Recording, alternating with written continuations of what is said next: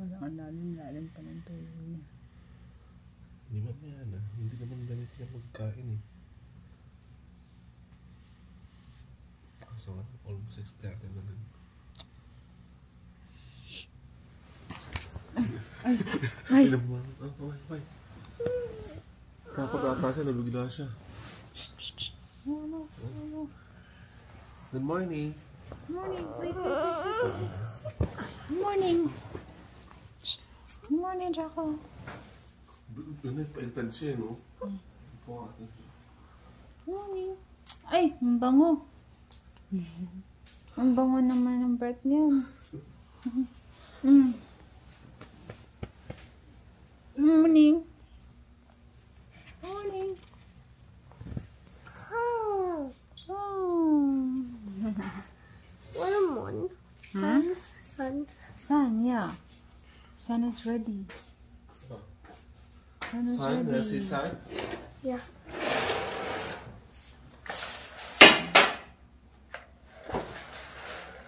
Sun.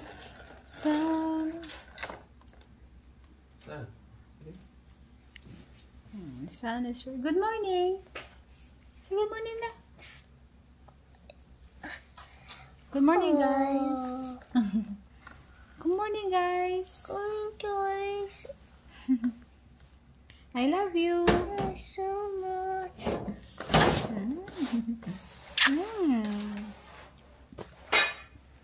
Breakfast muna tayo, eat muna tayo. Tapos alis tayo. Tapos swimming! Swimming again? Swimming again, Draco Orange? Swimming again? You like that? You like that?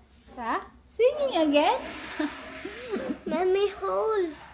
I have a hole on my dress. Ayusin mo po. Sige po. Ay! Paano? Ayan, sige, go. Hindi kaya. Hindi mo kaya? Daddy. Daddy, hindi kaya si Draco. Hindi mo kaya? Daddy. Hole. May Hole hole. si Mommy. May hole daw sa dress ko. Hindi niya daw makaya. Okay na yan, nak. Hole. May hole daw. May hole kasi may buttons. Hole.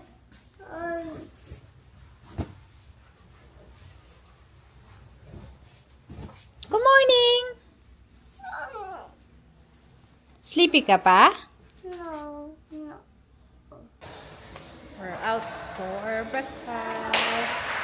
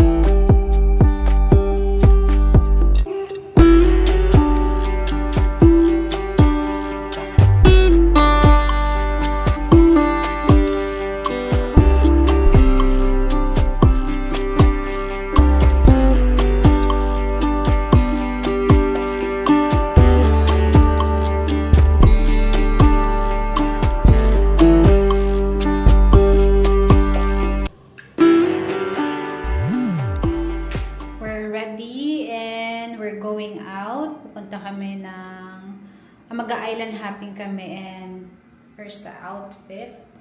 Ito ano to eh, one piece tapos backless siya. Yan. Then maong shorts lang. So let's go. Wala ka ng tiyan ko. Busog na busog ako. Andiyan na yung sundo namin. So let's go. Uy. Where are we going? Seafood. Swimming pool? Sa beach? Crocodile. Ayaw mo sa crocodile? Yo, takot. Takot ka? Yung Ganun. Hindi tayo pupunta sa crocodile. Ayaw mo. sabi po yun. Ay, crocodile. Okay. Ayaw mo sa crocodile. Yo, hindi siya hindi enjoy. Ayaw. Hindi ka mag-enjoy doon. Yeah. Okay. Ito enjoy.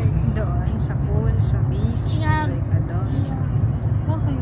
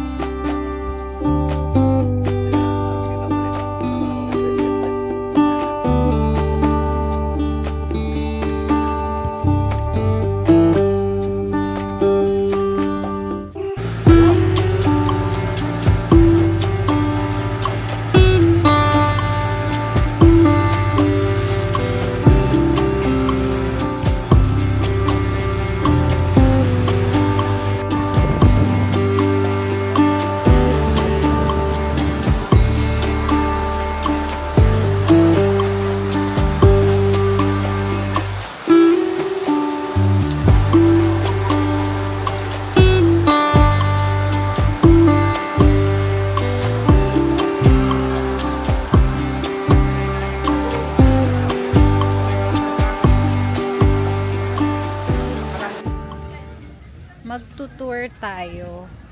Dito na kami sa sa Cowrie Island. Cowrie Island. So medyo to na, right? Medyo tumila na yung ulan.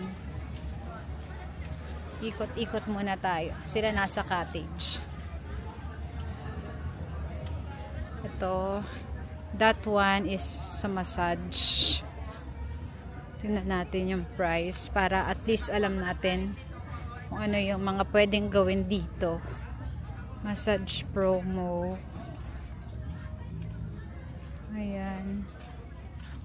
Massage sila. May pahena tattoo din. Ayan. It's a sign of Cowrie Island. So, dito sa part na to, pwede nang mag-swimming.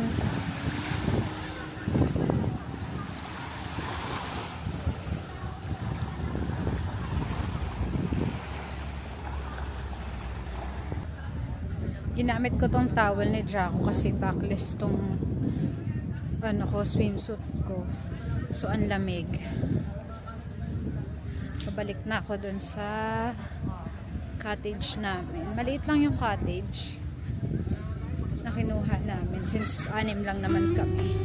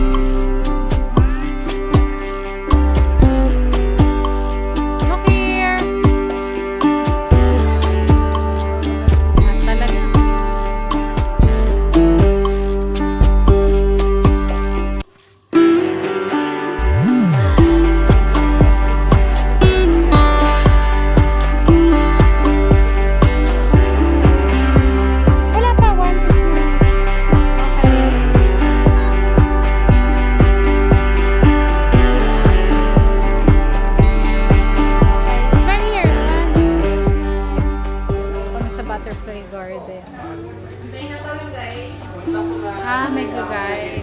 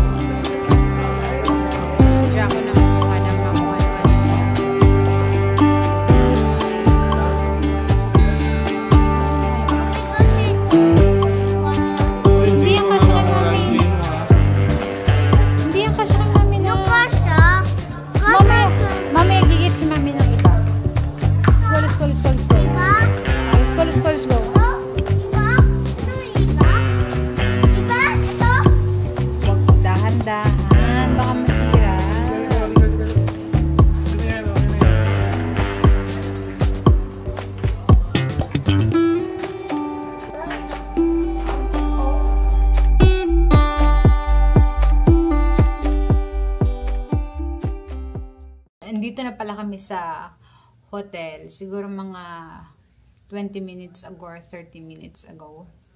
Then, mag-haul tayo ng mga binili namin dun sa, sa Baker's Hill, tsaka dun sa Pasalubong Center. Unahin muna natin yung mga sa Pasalubong Center, itong plastic na to.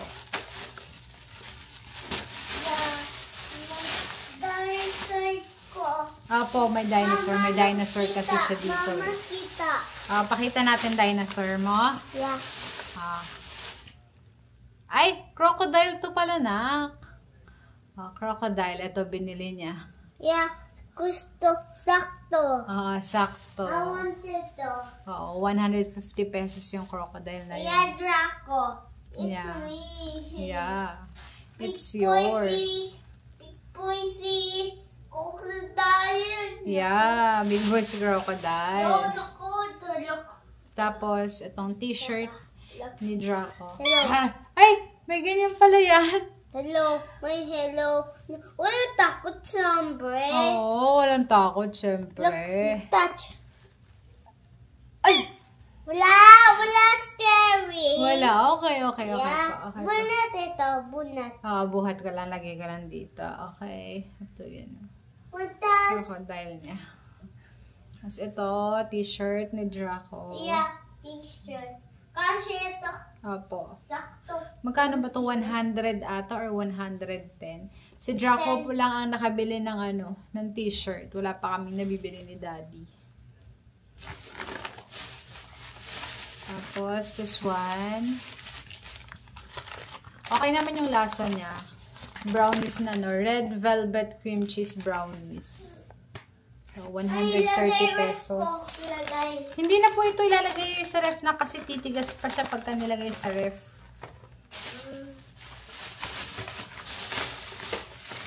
And then, this one, cashew barqueron. Yun. 120 pesos. Siya. And then, the rest na to is 3 for 100.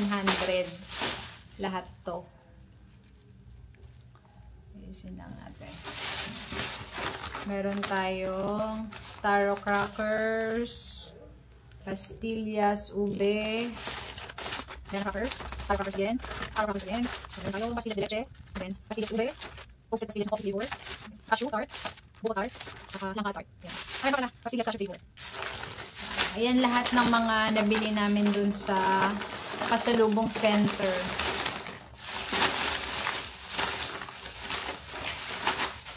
Yung ibang nandun sa Pasalubong Center, nandun din sa sa Baker's Hill.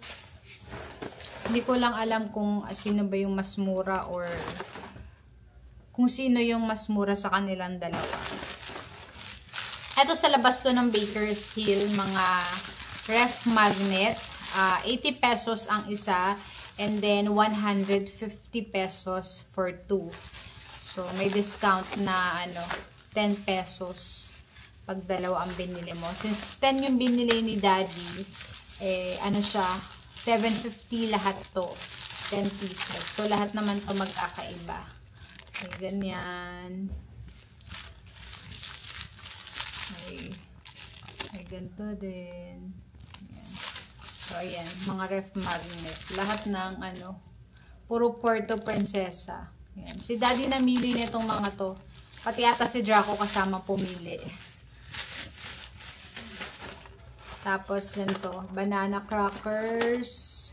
Banana sticks yan. Yeah. Meron kami 8 na ganito. Tapos, opo. Puro siya. Honey, glaze, tsaka barbecue ang flavor.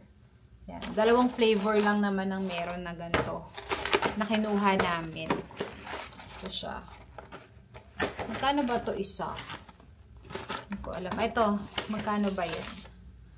That is 70 pesos. And then, meron tayong crinkles. Ito siya. Ang crinkles ay magkano ba yan? 85 pesos. Ito naman is white Revel bar. Medyo natupi na yung kanyang box. Ang white Revel bar is 130 pesos. Assorted brownies. That is 95 pesos. And then meron din. Ito gusto ko to. Ube Revel bar. Sana masarap. Ang ube is 130 pesos din. Same siya ng white Revel bar. Meron din tayong ube pastillas na hopya. Yung babae doon kanina, grabe. Since di ba parang sikat ata yung Baker's Hill sa sa pagtitinda ng hopya, sabi masarap daw. Sa isang vlog na napanood ko, yung ube yung pinaka nagustuhan niya. Hindi ko lang alam kung ito yung specific na ube ang tinutukoy niya kasi dalawang flavor yung ube dun eh. As in yung dalawa niyang yung basket, puro ube talaga tapos ang taas. Ang dami siguro niya papasalubong ng hopya. Or, ito naman, tapos, this one is 125 pesos. Hindi kumuhan kami ng gantong marami kasi nga, siya agad, mag-expire agad siya sa 16, May 16. May 11 na ngayon. Tapos, 4 na ganito. Si Daddy rin pumili na ito. Hindi kasi ako mahilig sa ganito eh. So, ayan lahat ng mga nabili namin pasalubong. Aayusin ko na lang to kung paras. Kasi ito, naman to, tawag dito, syempre meron din kami, tapos the rest, pasalubong na. So, ayun, ang aming mga napamili. Tapos, okay naman yung lakad namin ngayon. Buti naman, kasi pagdating namin actually dun sa wharf, umuulan. Tapos, after nung nakasakay na kami ng boat, so umulan din, tapos pagdating namin doon, umuulan pa rin. Buti naman tumila naman yung ulan, yun, tapos nakapag-swimming kami. Hindi na ako nakapag-video na nagsiswimming kami kasi medyo malayo yung tawag dito, yung cottage namin doon sa pagsiswimmingan, so ayoko nang bumalik-balik pa. Tapos after naman nag-lunch na kami, and then nung bago naman kami mag-swimming, tumila na yung ulan. Tapos nung naman kami, uwi na, picture kami dun sa may ng Cowrie Island. Sobrang init naman. As in, hindi ako nakapag-sunblock kasi sa katawan. Kasi hindi ko alam kung saan na naman ni Draco nalagay yung sunblock namin. So, ayan, ang sakit talaga kanina. Feeling ko talaga nasunog ako from here. Pag ganyan pababa. So, hindi ko alam kung gano'n ako katagal bumalik sa dati kong anyo. Dating anyo talaga. Kasi matagal ako, pagka nagka-sunburn ako, matagal siya bumalik, matagal makarecover yung yung skin ko. So, ayan lang. I'm so pagod. Papahinga na lang muna. Tsaka, lobat na din tong camera ko, so charge ko na. Ang ganda ng ano nila dito, ng conditioner. You know, ang lambot ng ano ko, ng hair ko. Tsaka, hindi siya tutsang-tutsang. Kasi, kumbaga parang frizzy ba? Ganyan din na yung lambot. Diba? Lambot. Feeling ko talaga yung conditioner yun. Kasi, yung nag-shampoo ako, na gano'n ko siya masyado. So, tumigas yung buhok ko. Tapos, yung nag-conditioner nga ako, yun. Lumambot talaga siya. Tsaka, pinaka-gusto ko, ayun, nabagsak yung hair ko, oh. Nag-blower lang naman ako. Pero, ang pinaka-anuhan ko talaga, ayun, oh. Sinula siyang maraming mga parang nakatikwas-tikwas. Yan. Ang ganda. Tapos, mag-ano tayo. Mag-tsa tayo. Tikman natin kung masarap ba yung tsa nila. Ito.